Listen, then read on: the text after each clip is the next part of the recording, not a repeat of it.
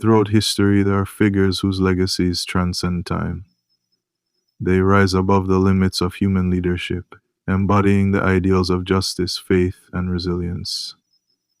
These are the legends whose teachings shape generations long after their time on earth. Today, on the Legends of Antiquity, we explore one of these remarkable figures, Haile Selassie I, the Emperor of Ethiopia. Known as the conquering lion of the tribe of Judah, King of kings, and Lord of lords, Haile Selassie was more than a leader. He was a symbol of unity, hope, and divinity.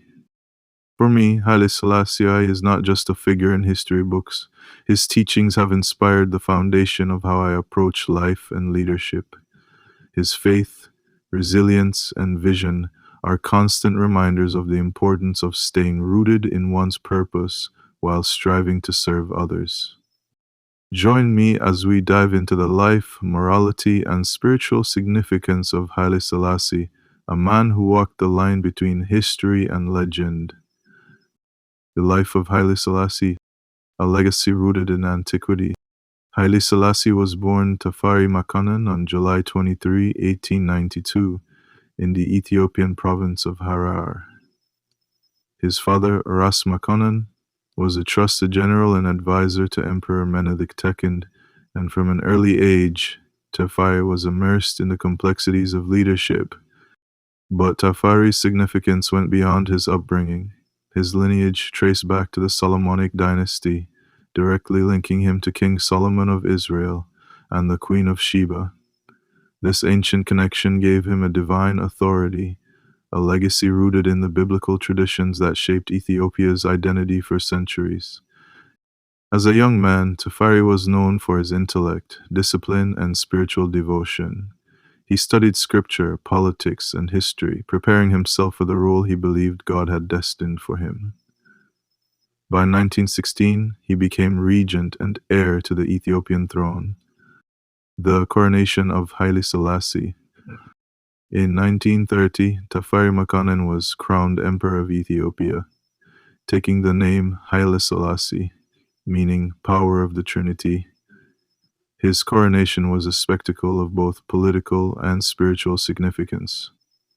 Leaders from around the world attended, witnessing an emperor crowned with titles taken directly from the Bible: King of Kings, Lord of Lords, and conquering lion of the tribe of Judah. For the Ethiopian people, this was more than a political event. It was the fulfillment of prophecy. For Rastafarians, it marked the arrival of the Black Messiah, prophesied by Marcus Garvey. Haile Selassie approached this role with humility, saying, "I am but a man, and man's destiny lies in God's hands."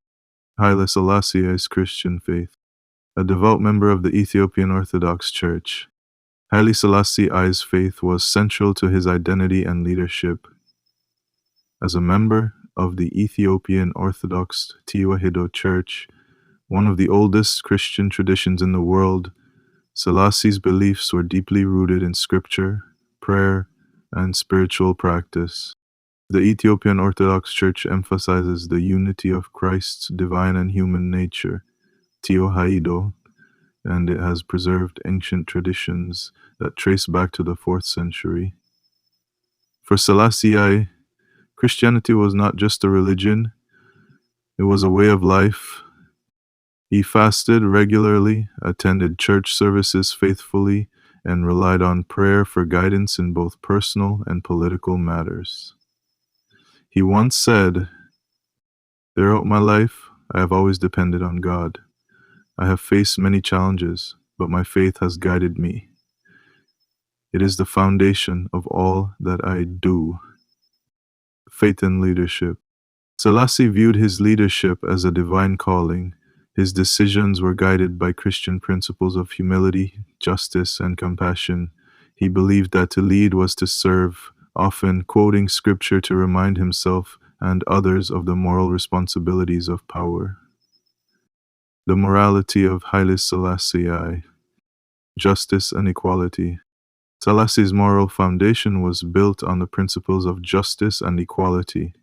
His famous speech at the United Nations in 1963 reflected his unwavering belief in the dignity of all people, until the philosophy which holds one race superior and another inferior is finally and permanently discredited and abandoned. Everywhere is war. This statement wasn't just political, it was deeply moral. Selassie believed that peace could only be achieved through the recognition of human rights and the rejection of prejudice. Resilience in adversity. During the Italian invasion of Ethiopia in the 1930s, Selassie faced one of his greatest challenges. Forced into exile, he appealed to the League of Nations, warning the world of the dangers of unchecked aggression. His words were prophetic. This is us today, it will be you tomorrow. Despite being ignored, Selassie remained steadfast. In 1941, he returned to Ethiopia, reclaiming his throne and symbolizing the triumph of faith and resilience over oppression. Haile Selassie I as the second coming of Christ. For Rastafarians, Haile Selassie is not just a historical figure. He is the Messiah, the second coming of Christ. This belief is rooted in biblical prophecy. Revelation 5:05 speaks of the Lion of the tribe of Judah, a title Selassie held. Revelation 19:16 declares, "On his robe and on his thigh he has a name written, King of Kings and Lord of Lords." Selassie himself humbly denied his divinity, stating, "Who am I to disturb their belief? I am a man, and only God is perfect."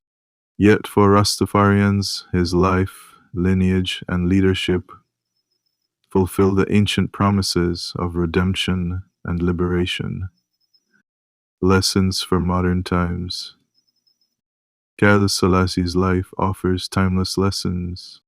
Unity, his vision for African solidarity reminds us that collaboration can overcome even the greatest divides. Leadership with integrity, Selassie believed that power must be used for service, not domination. Faith and resilience. In times of hardship, his example teaches us to remain steadfast and trust in a higher purpose. Haile Selassie I stands as a bridge between the ancient and modern worlds. His faith, morality, and leadership offer us not just a glimpse into the past, but a guide for the present and future. As I reflect on his legacy, I am reminded of the impact his teachings have had on my own foundation. Selassie's example challenges me to lead with humility, to serve with purpose, and to always remain rooted in my faith and heritage. We must become bigger than we have been, more courageous, greater in spirit, larger in outlook. Thank you for joining me on this journey through the life and legacy of Haile Selassie, the Lion of Judah. Until next time on the Legends of Antiquity.